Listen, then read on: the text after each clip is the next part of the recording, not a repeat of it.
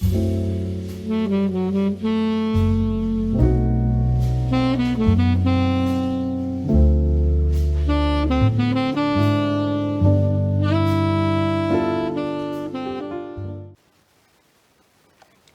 everyone, welcome back to the Blonde Edit. I'm your host, Hannah Victoria Jens.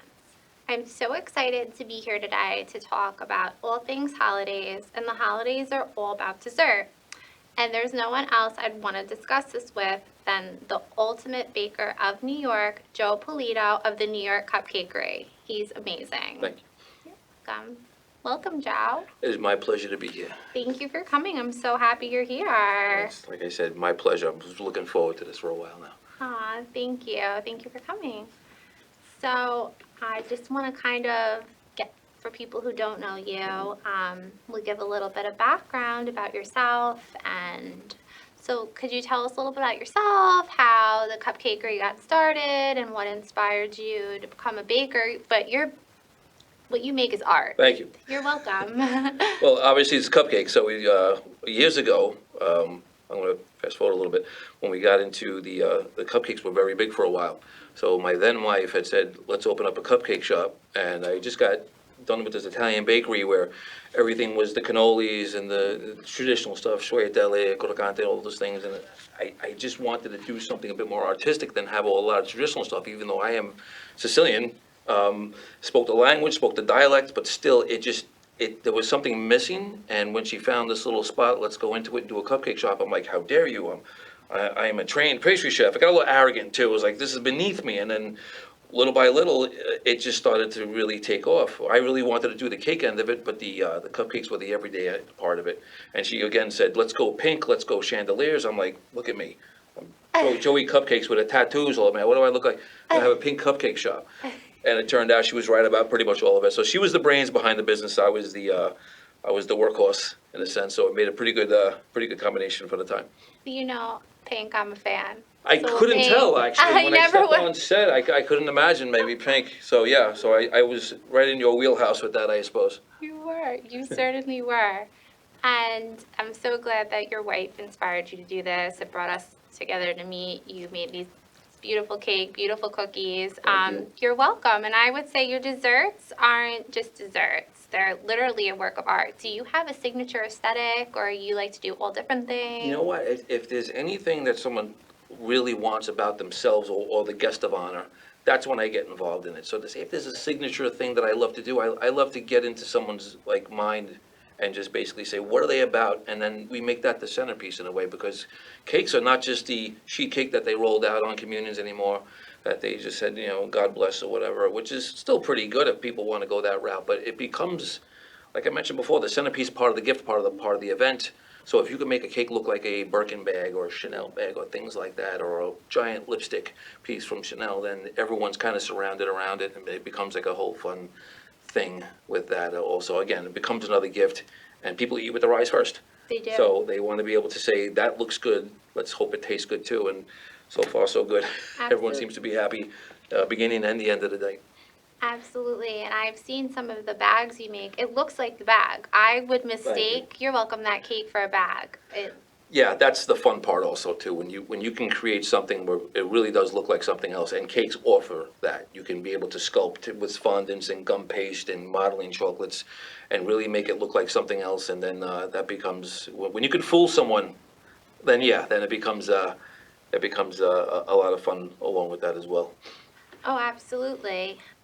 Now, since this is holiday, and I know you do Yes, lots of everything, fun.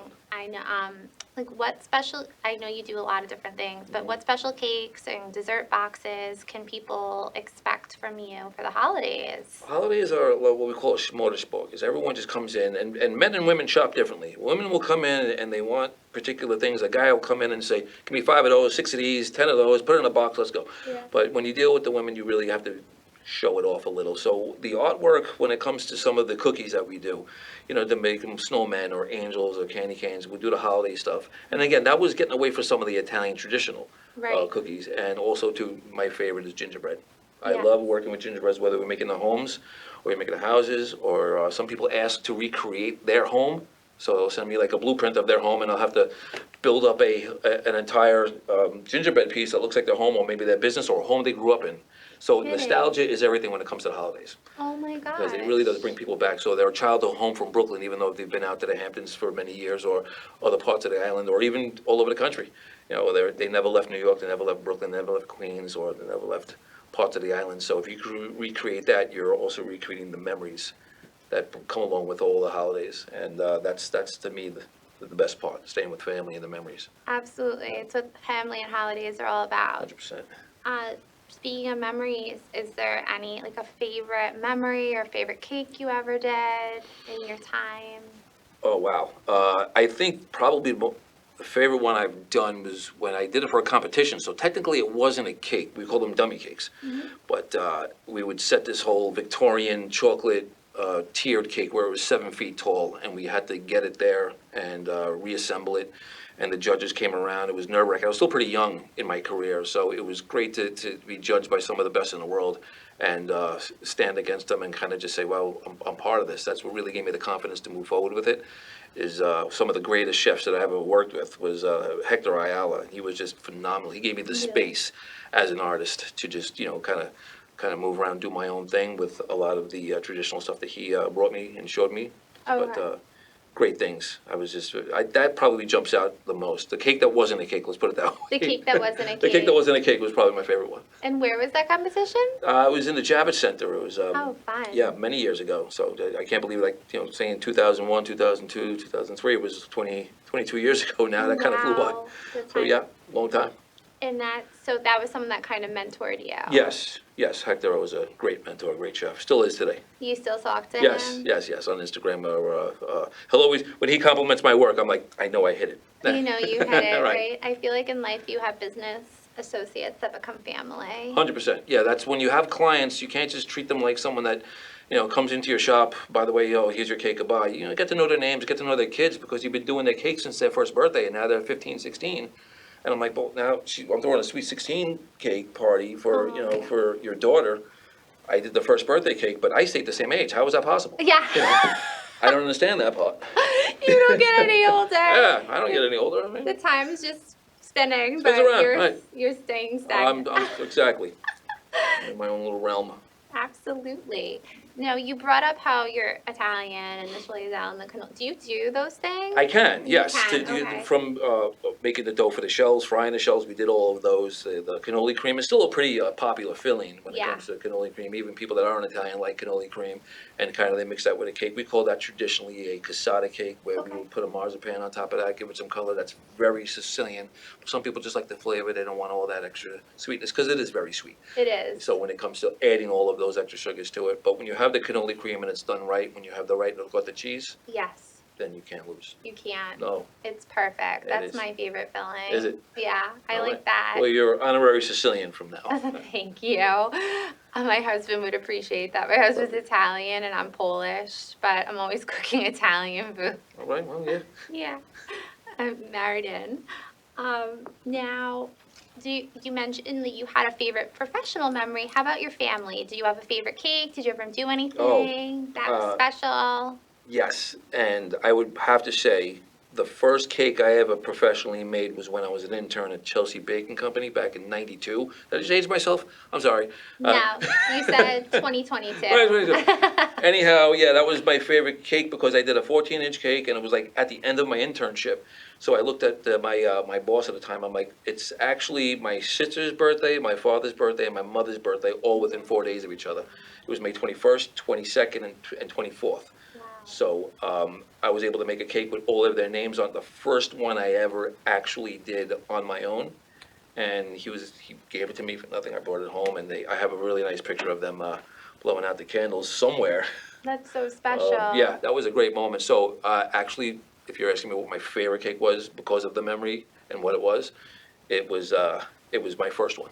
That's so special. It was almost like you set the stage for such a successful career. I mean, some athletes say that won multiple championships. What was your favorite one? They're like, they're all great, but man, that first one, that meant a lot. So I guess it holds true for cakes as well. It does. It I does. think so. And what I think is great is you made this beautiful cake today and these cookies.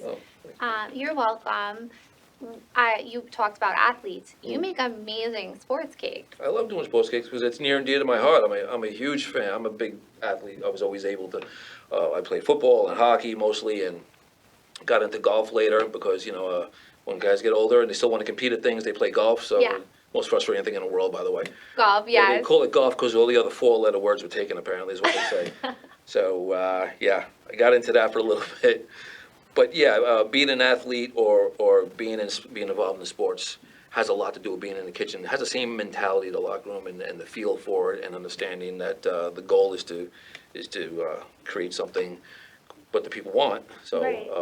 yeah, I drew a lot from how I was coached to how I was trained into, and I think it really helped in my career now. So uh, yeah, lots of fun. There's a lot of parallels because you're an athlete and you have fans that you want to do a good job for. But when you're a baker, it's still like a sport because it's a lot. It's a We're on our science. feet all day. Yeah, it's Yeah. one of those things where it's and days off. We really didn't have a lot No. growing up until you get your own business, and then you really never have a day off. It's like one of those things where you're always working, even if you're closed, you're still working. Yes. So that's kind of like being the head coach in a part where they're never really done. There's no off season, for lack of a better term. So, again, this was something that we like to do because I like to call it quick and simple, and it just it makes people happy when they look at. Hey, how do you not look at a cupcake and not be happy? Is what my point is. I couldn't agree People look at more. cupcakes and they want to. It's like one woman came into my shop. I'm like, I feel like I just walked into a hug. You do, Because right? it smells. We're always baking all day long. We got cookies going. We bake with butter, which is important. That really gets that whole,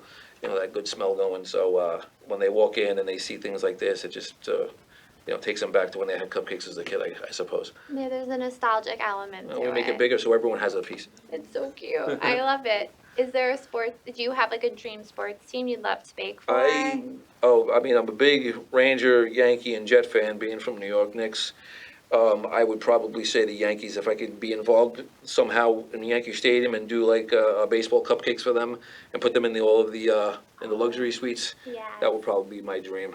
Let's but, make a New Year's resolution. Let's put it out in the Let's universe. put it out there. Have you worked with any sports teams in the past? Actually, being a big Ranger fan, I did work with the Islanders I love that. in the Nassau Coliseum when they remodeled and before they went to the I think it's a UBS. UBS, Yes, sure. UBS now. Yeah, they would get for their suites. They didn't have many suites, but they would order Islander cupcakes, and I would go there with 3,000 Islander cupcakes for every home game. Oh.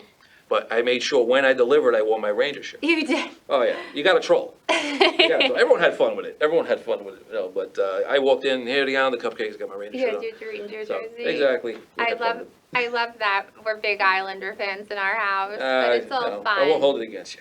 Okay, yeah, it's all good, right? Right, it's all good. Did you ever get to deliver during an Islander Ranger game? No, Oh.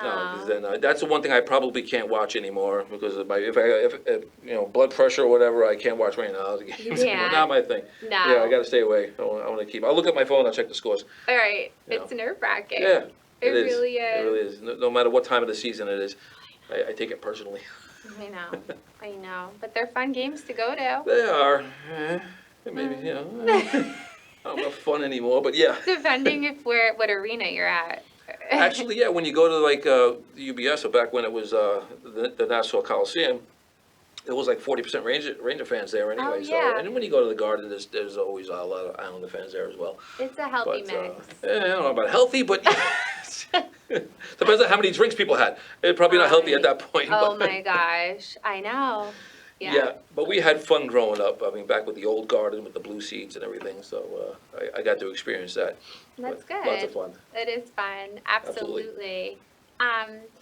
So just to pivot a little bit, when so like say someone's coming in for a cake, right? And they have no idea what they want because it can get overwhelming. Desserts aren't my forte. I mean, full disclosure, I spoke with Joe and I sent him my logo and he made this beautiful cake. Could you want to tell us a little bit about the cake and what's in it? Sure. I mean, I try to keep it simple, but Good. I like to go vanilla and a dulce de leche, which is a caramel type of flavor. yeah, when it comes to the actual flavors, you don't know, some people don't like chocolate, some people, we do an egg-free ones, or people want to do some vegan. But I Sure. kept it simple here, but I still wanted to give a flavor, not just go vanilla on things. You'll have the caramel flavor in there. You can share that alone a little later. And a lot of people do some cookies, but they use a royal icing on top, which looks fine, but it doesn't taste great, because it really No, does solidify into like a bit of a rock. So it that becomes a does. favor where people kind of just toss or throw away, or if they bite into it, you may lose a tooth. I like to use chocolate because it's a little bit more malleable and it just tastes better. It does. You have a little less control with it, but it does taste better. And cooking with butter always makes it better. Butter makes such a Butter difference. makes it a huge difference. What ingredient do you feel could negatively impact a cake or a Oh, cookie? anything where when you're using cheap ingredients. Cheap, yeah. Anytime you go substandard on ingredients, then you're not giving your all on that. I mean, and when you start to do that, you start to mask it with extra sugar, and it just becomes overly sweet. Right. So I've had some of my best compliments is when people said, when I bit into it, I always wanted that second bite, third bite, because I wasn't felt overpowered with sweet, Right. just, or that just, it didn't take over. So that's some of my best compliments, is when you actually, people finish the cake, and when they say, everyone went for seconds and no one went for seconds before. Right. That was always nice when you get that feedback from clients that they ran out of cake, we gotta get a bigger one next time. Absolutely. No, I feel like a lot of the times these beautiful cakes, they look good, but they don't taste good. But That's, yours, thank you. That's, You're I, welcome. I think unfortunately, a lot of people do get into this business because they see what's on TV and they see the Cake Boss and all these other TV shows that are out there, and they want to be artists, and a lot of them are great artists, but they're Sure. not pastry chefs. Right. I became a pastry chef first just because of the generation I was born in. I Okay. didn't see all these TV shows. The cakes were kind of that thing you had with coffee growing up, Right. during weddings or events. Nobody really, that was a side thing, but now it's front and center. Oh, yeah. It's at the dais, the cakes don't leave the event, they're not in the refrigerator and rolled out just for the ceremony with a candle, and that's it. So now you kind of have to be a little bit more elaborate with it and make it look great, but, if it doesn't taste good, what's the point? I agree with you. Like, why are you gonna put all that effort in? No one wants to even eat it. You gotta just see it through, is I- what my pastry chef used to always say. See it from the beginning to the end, see it all the way through. Sometimes the only thing I don't do is cut it and serve it, because I'm not there. But You're not but there. when I actually am at the event, I do that. You do. Yeah, when I'm at a family event and I bring a cake with me, I make sure to cut it too, so You do. I do, absolutely. That's too funny.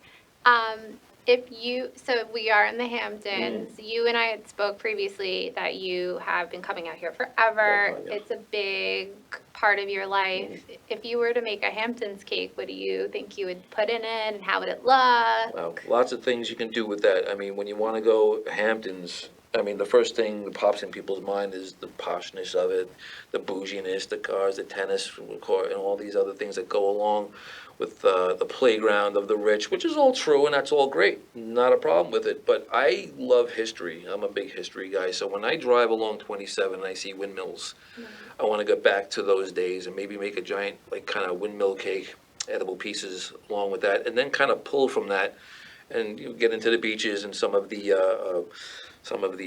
places that stand out in the Hamptons, or some of my own personal memories. Or if you're doing it for a client, you want to get into the memories too. But if I can do something to to a windmill part, then yeah, that would reflect the Hamptons and its heritage of Sure. being in the Dutch villages before the English came over, and everyone else kind of Right. came It in. was a totally different world. It was even in the Oh, yeah. 90s, in the early Fishing, 2000s. all the other great villages that are along here. Fishing. The sailing, there was some, I think I passed one of the historical plaques in Bridgehampton that they had a racetrack there, and I didn't even know. It Yeah. was like a automobile racing back like in the 20s. I think the last time they had it was in the 60s. I'm like, that's, like a generation ago. I didn't know about it. Yes. So it's cool to see a lot of those historical plaques along with the homes that you have been here for hundreds of years. They're so beautiful. Beautiful, gorgeous. Things are not made the same anymore, in my opinion. Unfortunately, no. They put up a lot of, glass purple walls now and, call them buildings. I But know. the feel of a Victorian home, something about it, just to even walk through them and just hear some of the creaks.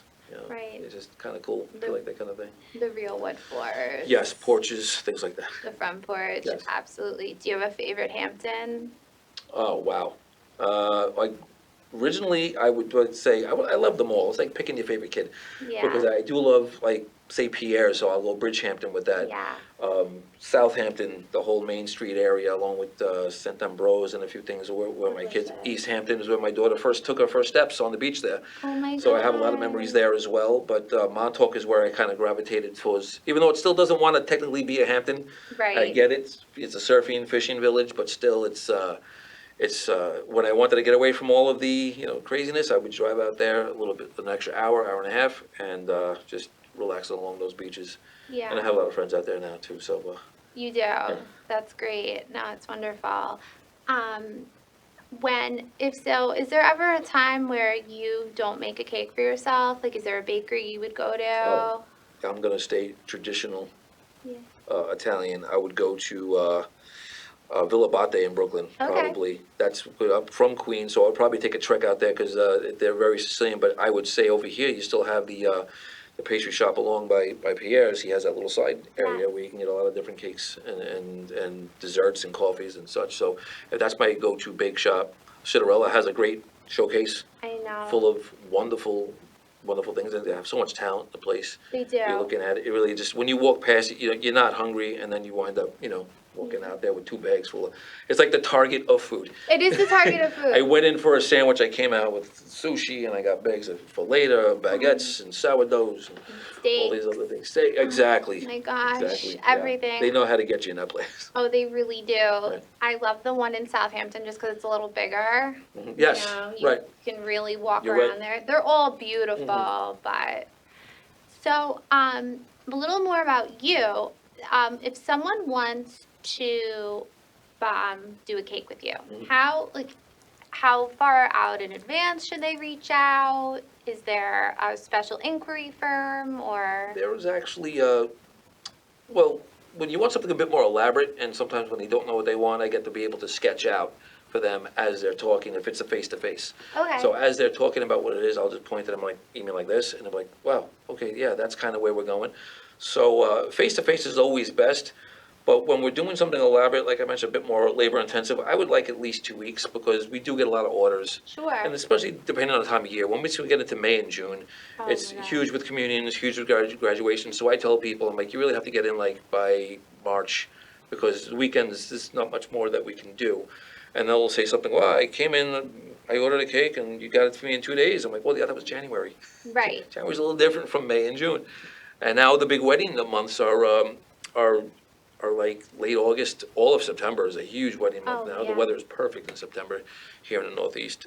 Now into November, it starts to wind down a little bit, but we had an outstanding cake season. We're still going through it until right around Thanksgiving, and then we kind of calm it down a little with the weddings. Would you agree that it doesn't get nice out until the end of June now here in Long Island, right? Yes. And we're extending our summer And almost. we could have a whole nother show about how climate has changed, yes, but I think it's shifted Yeah. more than it changed in a lot of ways. There's been a climate shift. I'm born in March. I remember my birthdays was always starting to get warm. Me And too. once you got to April and May and June were beautiful months, but now it's Beautiful. pretty cold. It is. And it rains a lot in June, whereas September used to be kind of chilly, and October was always dead freezing. Yes. Now I think people are still on the beach October 8th. I They saw were. people posting, and I actually went to a pumpkin farm, and I was sweating. I was like, what am I doing in a pumpkin farm? It's 86 degrees, and then like, it just turns. It I completely know. turns. And It then like, does. within a day or two, they took it up to maybe like 32 next week or something, but that's the shift, I think, because when June, unfortunately, and I think I was even speaking to a friend about this, I'm like, they should just do these rentals out here in the Hamptons. Yes. And they consider the summer season from Memorial Day to Labor Day, they should shift it from like 4th of July weekend to maybe Columbus Day. I Because, agree. there's a lot more fun to be had. Labor Day it closes, got 6 more weeks of beautiful weather. You do. And I know kids are in school, and that may be a little bit of a difference, but, it's, and that's probably best for me. I can come out here and not deal with all the helicopter moms Oh, I know. poolside. Right, right. But my kids are older now, I can say that. The crowd. Absolutely. Yeah, it's true. Because even over the past 10 years, because my husband and I got married June 23rd, so we always come for our anniversary, but it's cold in June. I'm Yeah. cold. Even if you have a nice day, at night, as soon as that sun sets, it's 50, and it's breezy out here too. Not a lot of landmass to deflect the wind out here. No, So we catch it all. Yes, I do agree. I remember even being a big Yankee fan, going to all the World Series games back in the 90s, Sure. in the late 90s, and it was freezing out. It was like Really? we had muffs on, and now you can probably, not that we've been to a World Series, well, we've been to one last year, but still. Oh, you went last I year? went last How year. was it? Oh, we lost. It was terrible. Oh, were you there when Judge dropped the ball? No, that was the a one game, different I didn't go to that game, and that's a good thing I didn't. I probably Oh. would have made it out of there. Oh, no. Yeah, that was heartbreaking. Oh, That was pretty rough. man. That was a rough one. Do you have a favorite player? All time? Yeah, we could do all time and now. All time.